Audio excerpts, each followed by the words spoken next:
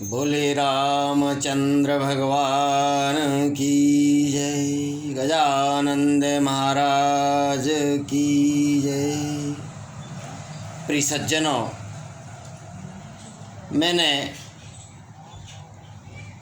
दूसरे प्रसंग में आपको बताने की चेष्टा की थी कि भगवान श्री राम ने दो विपरीत विचारों को जोड़ा। जब हम किसी विशिष्ट उद्देश्य के लिए कोई कार्य करते हैं तो उस कार्य को पूर्ण करने हेतु यदि हमें विपरीत विचारों को, विपरीत ध्रुवों को जोड़ना पड़े तो उसे भी हमें जोड़ना चाहिए। और उसी प्रसंग में यह बात सामने आई थी कि भगवान श्री राम को उनके गुरु ने बतलाया था कि दुष्ट को दुष्टता से नहीं, सज्जनता से जीतना चाहिए। प्रिय मित्रों, आज तीसरे प्रसंग में मैं बात करूँगा कि भगवान श्री राम ने हमें किस बात की प्रेरणा दी है। यदि हम भगवान श्री राम के जीवन चरित्र के बारे में पढ़ते हैं तो सहज ही पता चलता है कि उन्होंने शरण में आए हुए सभी शरणार्थियों को शरण दी है। और एक बात यह भी सामने आती है कि यह हमारी जो भारत भूमि है, इस भारत भूमि पर हमेशा नारियों का सम्मान होता है। तभी तो बहुत ही प्यारा सुभाषित है, बहुत ही प्यारी शुक्ति है, बहुत ही प्यारा विचार है, मंत्र है कि यत्र नार्यस्तु पूज्यन्ते रमन्ते तत्र देवता। प्यारे बंधुओं, भगवान श्री राम की शरण में स्त्री जो पात्र आए, उन्होंने उनका सम्मान बढ़ाया है। माता सीता का सम्मान इसलिए बढ़ाया कि कोई नहीं कहता राम सीता, सब कहते हैं सीता राम। प्रिय मित्रों, भगवान श्री राम ने जब जन्म लिया था तो जन्म लेते ही कौशल्या माता ने कहा था, राम तुम्हारी माँ कैकेयी है।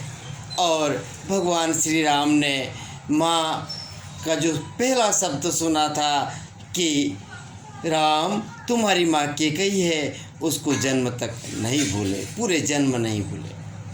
प्रिय मित्रों, भगवान श्री राम ने माँ सीता का सम्मान तो बढ़ाया ही, उन्होंने लंका की महारानी मंदोदरी के साथ भी कितना व्यवस्थित संवाद किया था। उन्होंने सती सुलोचना का भी सम्मान बढ़ाया, उन्होंने बाली और सुग्रीव की पत्नी का भी सम्मान बढ़ाया।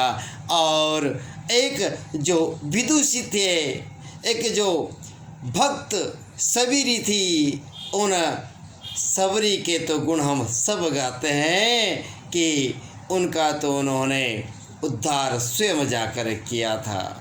और नवदा भक्ति के बारे में कौन नहीं जानता है। तो इस कलयुग में तो हमें केवल भगवान श्री राम का नाम ही लेते हैं तो हमारा उद्धार हो जाता है। कलयुग केवल नाम आधारा, सुमिरत सुमिरत नर उतरहि पारा। और एक बहुत ही प्यारा मंत्र है कि राम रामेति रामेति रमे रामे मनोरमे सहस्र नाम ततुल्यम राम नाम वरानने। एक बार यदि हम भगवान श्री राम का नाम हृदय से ले लेते हैं ना, तो हमें मोक्ष की प्राप्ति हो जाती है। प्यारे मित्रों, इसलिए हम जब किसी से सुबह के समय पर या जब भी हमारी पहली मुलाकात हो जाती है, हमें अवश्य जय श्री राम बोलना ही चाहिए। उससे हमें यह लाभ होता है कि एक तो हमारा जाप होता है और एक सामने वाला का जाप होता है। तो जो सामने वाले के मुख से श्री राम का नाम निकलता है, उसमें भी हमारी सहभागिता होती है। इसलिए हमें केवल और केवल हमारे इष्ट मित्रों से मिलते समय जय श्री राम का उच्चारण करना चाहिए, उद्घोष करना चाहिए और उनका जो है सम्मान जय श्री राम कहकर हमेशा करना चाहिए। प्रिय मित्रों, हम बात कर रहे हैं कि भगवान श्री राम भक्त वत्सल है, शरणागत वत्सल है। उन्होंने शरण में आए सभी शरणार्थियों को शरण दी है। तो उनके जीवन में दो महत्वपूर्ण नारियां आई। पहली थी ताड़का। प्रिय मित्रों, जो क्रोध के वशीभूत थी, उसे बहुत गुस्सा आता था, उसके अंदर बहुत एंगर भरा हुआ था और वह जो नाराजगी भरी हुई थी वह मनुष्यता के प्रति भरी हुई थी। भगवान श्री राम ने उस क्रोध के वशीभूत हुई नारी ताड़का को भी शरण दी, उसको भी मोक्ष प्रदान किया। और दूसरा प्रसंग क्या आता है कि जब वे राजा जनक के यहाँ धनुष यज्ञ में जा रहे थे, तो रास्ते में उन्हें उनके गुरु ने बताया कि भगवान श्री राम, प्रिय राम, ये जो शिला है ना, इस शिला पर जो नारी की आकृति बनी हुई है, नारी का चित्र बना हुआ है, नारी की तस्वीर बनी हुई है, यह नारी कोई छोटी मोटी हस्ती नहीं है राम। यह नारी गौतम की नारी है, माँ अहिल्या है। अपने जीवन में आए पतन के कारण यह कष्ट भुगत रही है, पीड़ा झेल रही है। लाखों वर्षों से यह आपकी प्रतीक्षा में है राम। इनके पति ने इन्हें श्राप देकर पत्थर बना दिया है, पाषाण बना दिया है, रॉक बना दिया है, स्टोन बना दिया है। भगवान राम जब से यह स्टोन बनी है, जब से यह अभिशप्त है, इन्होंने इनके पति से पूछा कि मेरा उद्धार कैसे होगा स्वामी। तो इनके पति जो युग दृष्टा थे, उन युग दृष्टा ने कहा कि जब भगवान श्री राम धनुष यज्ञ के लिए, धनुष तोड़ने के लिए जनकपुरी जाएंगे ना, तब वह आपका उद्धार करेंगे। तब से ही भगवान राम आपकी प्रतीक्षा में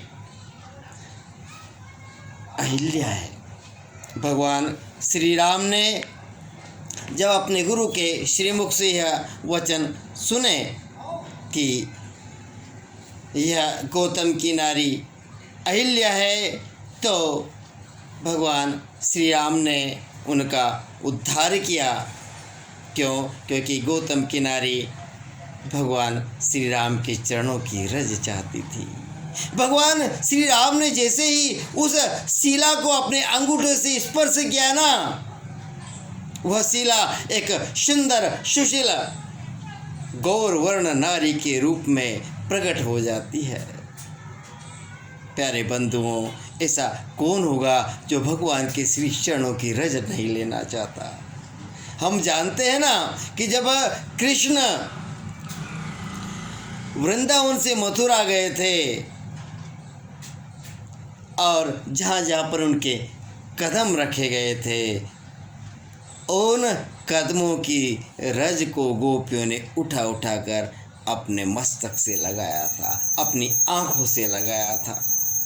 प्यारे बंधुओं, अब भगवान राम ने जैसे ही अंगूठे से स्पर्श उस चट्टान को किया, उस शिला को किया, वहाँ नारी के रूप में माँ अहिल्या प्रकट हो जाती है, भगवान के श्री चरणों की वंदना करती है और इस प्रकार भगवान श्री राम उन्हें आशीर्वाद देते हैं, अहिल्या का उद्धार करते हैं और अहिल्या वैकुंठ के लिए प्रस्थान कर जाती है।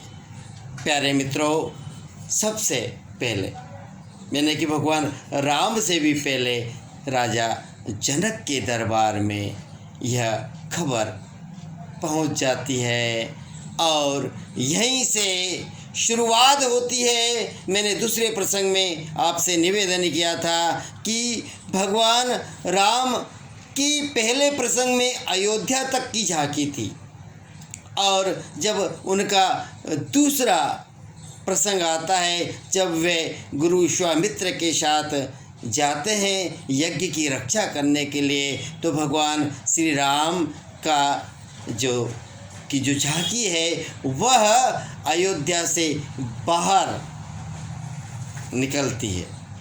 यानी कि भगवान राम अयोध्या से बाहर निकलते हैं, उनका नाम अयोध्या से बाहर निकलना प्रारंभ हो जाता है। और अब भगवान राम धनुष यज्ञ के लिए जा रहे हैं। उन्होंने ताड़का और अहिल्या दोनों को शरण दिए, दोनों का उद्धार किया है। भगवान राम अब धनुष यज्ञ की ओर प्रस्थान कर रहे हैं। कहने का तात्पर्य यह है कि अब विश्व मंच पर राम की भूमिका विस्तार लेने लगी है। प्यारे मित्रों, भगवान श्री राम चौथे दृश्य में जनकपुरी जाएंगे। जनकपुरी में उनका भव्य स्वागत होगा। वे पुष्प वाटिका में विश्राम अपने गुरु श्रेष्ठ के साथ करेंगे। वहीं माँ जानकी का उनसे मिलन होगा, और उसके पश्चात धनुष यज्ञ में सब देशों के राजा आएंगे, भूपति आएंगे, और फिर भगवान परशुराम जी भी आएंगे। फिर चौथे दृश्य में क्या होता है वह मैं आप सभी को बताऊंगा। चौथे दृश्य में कि भगवान श्री राम किस प्रकार शिव धनुष को तोड़कर उस ब्रह्मांड के सबसे बड़े देवता महादेव के शिव धनुष को तोड़कर किस प्रकार माँ जानकी के साथ स्वयंवर करते हैं, विवाह रचाते हैं। माँ जानकी का किस प्रकार स्वयंवर होता है वह सब हम चौथे दृश्य में बात करेंगे। बोलिए राजा रामचंद्र भगवान की जय, गोपाल कृष्ण भगवान की जय। जय जय सिया राम।